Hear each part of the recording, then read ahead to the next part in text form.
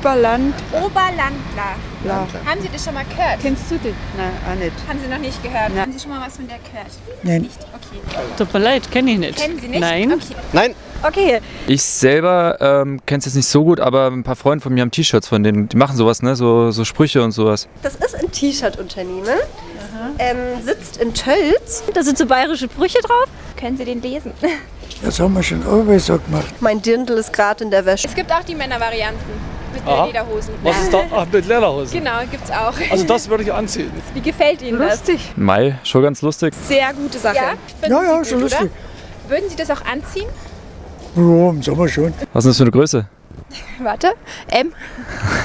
Was nicht, das ist mir zu klein. So gefällt Ihnen das? Gefällt Ihnen das nicht? Ist witzig. Würden Sie das auch weiter verschenken oder selbst sogar kaufen? Ja, für die jüngeren Leute schon. Ja. Aber ich selber Ja. mit 73 Für junge Leute sicher, für mein Alter nicht mehr. Eher in München, ne? Sie meinen auch, dass in München die Zielgruppe vorhanden ist? Irgendwelche Verbesserungsvorschläge, was man daran anders machen könnte? Oder würdest du genau so kaufen, wie sie verkaufen? Genau so weitermachen. Die Qualität des Aufdrucks würde ich Ja. einmal verbessern, weil zweimal gewaschen und das Ding ist weg. Spontan fällt Ihnen ein bayerischer Spruch ein. Leben und leben lassen.